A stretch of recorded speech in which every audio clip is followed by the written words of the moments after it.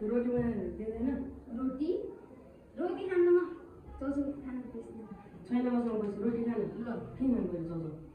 ल्याङ नगर्नु पैसा दिन चौचौ जङ्क फुड हो भने जङ्क फुड हो के हुँदैन मेरो हुन्छ हेल्दी फुड हो के यो छैन मसँग पैसा जाते पैसा माग्नु जा ओदी अङ्कल के पैसा दिन न टेलिभिजन हेरेर त ल्याङ गर्न आइज है फिल्म त पछि नै हेर्नु हुन्छ कि जहिले फिल्म हेर्न लागेर ल्याङ गर्न आउँछ कस्तो पैसा अलिक दिन्न कहिले कमाइदिएछ मलाई पैसा नकमाइने कमाइने ठुलो भएर कमाइदिन दिन्न पैसा चाहिँ ल के हालत ल्यास देखिनुहोस् पहिला म टिभी पैसा हेर्ने अवस्था हो यो तेरो जाने आफ्नो ठाउँमा माग्नुलाई कता अङ्कल पैसा दिन न पैसा भयो दिनु तैँले कमाएर राखिदिएछ मलाई खानालाई हो जो पनि कमाएकोमा भन्छ सानो मेरो छ कि अलिक पैसा सानो मेरो त्यहाँ हट्टाकट्टा पैसा भइसक्यो दिन खानालाई त्यहाँ तेरो रामबहादुरको त्यहाँ घरमा त्यसको छोरा कमाएर खान्छ बढिसक्यो त्यहाँ तेरो त्यहाँनिर सुके नास्ता आयो बाहिर बाहिर खाइन्छ हुन्छ कि हुँदैन मसँग पैसा छैन नि जसलाई माग्नु भएको छैन त आफै कमा आफै खा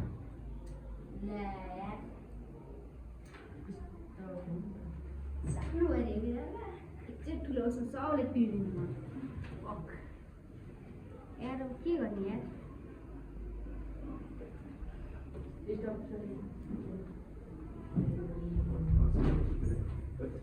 यसो दोस् ठिक छ कति बजी हेर्यो यार के हेर्दैछ यार म त नि यतिकै घुमिरहेँ ल जानु मेरो घर हिँड्नु जाउँ जाउँ जाउँ भोग्राएर तँलाई अनि भोक लागिरहेको नि आफ्नो घर सम्झी अब आफ्नो घर सम्झेर आफ्नै घर त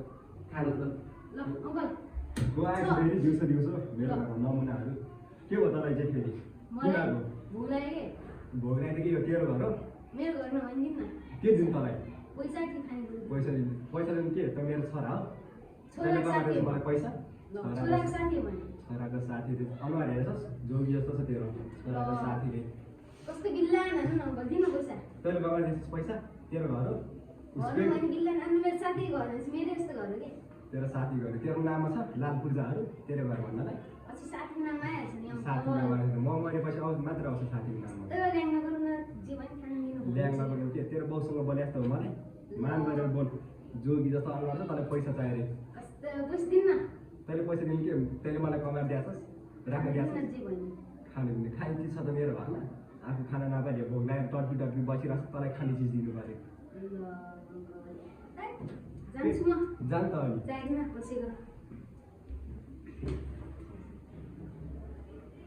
यार अब त भोक लाग्न थाल्यो यार अति नै यार के चल्छ खानु चल्छु भन्दा नि भोक लागिसक्यो जान पऱ्यो रोटी नै माग्न अङ्कल रोटी छ छैन अनि खाने खाइनस् दिन न भोक लाग्यो कि छैन भने आफै बनाएर खाऊ बनाएर खाऊ बनाउने आउँदैन बनाइदिनु अब बनाएर अहिले खा भने के अरे मिठो हुनु होइन अब अब मेरो तेरो त अब दिन न जे भने तेरो अब चौसाले अब चौसा खान्छ नि अब अब चौचो नखाने के म छोडिदिनु त्यसको पछाडि इन्ग्रिडियन्ट्स परेको धेरै नै खतरनाक केमिकलहरू हुँदो रहेछ आफू गर्न खा अब मलाई थाहा छैन बनाउने आउँदैन मलाई थाहा छैन बनाइदियो अङ्कल बनाइदिनु न मलाई बनाउनै आउनु पऱ्यो के ल्याएर अनुहार बनाएर आइरहेको भोक लाग्यो अघि तँलाई खा भनेर माखेन भने त भुर्की देखेर गयो होइन अर्को घरतिर माग्न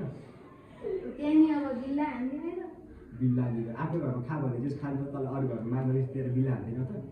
अब चौचो भने अब भन्दिनँ कि तैँले नबनेर किन हुने होला हामीले पकाउन आउँछ कति गाह्रो थाहा छ पिठो मुस्नलाई आगो बालेर बनाउनलाई तैँले अघि नै दुःख बुझिस् हाम्रो जा अघि जान्छु कता अङ्कल रोटी बनाइदिनु न मलाई त बनाउनै बनाउन आउँदैन भन्नुहुन्छ बनाइदिनु न के भोक लाग्यो कि अघि चाउचाउ खानु भनेर पैसा माग्यो ना पैसा अब चाउ खानु जाँदा चौचो नानी अब घरमा के छ खाने कुरो आफै बनाउनु भने बना नभए आफै खा थाहा छैन हामीले आफै कमा आफै खा तँलाई घरमा बना जङ्क खाने भने जङ्क फुडै खान बल्ल बुझिस् अङ्कल बनाइदिनु न जङ्क खानु क्या अब रातिको बास भन्दा त्यो खा अब कहाँ बास भएर चाहिँ बनाइदिनु न बनाउँदैन अब बेलुका जे पाउँछ त्यो खा अब होइन कि अति भोक लाग्यो अहिले भोकै बस्छ त्यसरी भोके बस कहाँ भोकै बस्नु कि ठिकै छ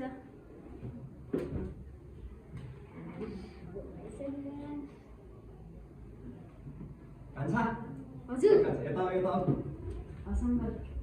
भोक लागिरहेको छ अति ल आज 12 मान्छेले बनाइन्छ आज एक दिनको लागि भोलि त्यस्तो नभए ल त्यसो जा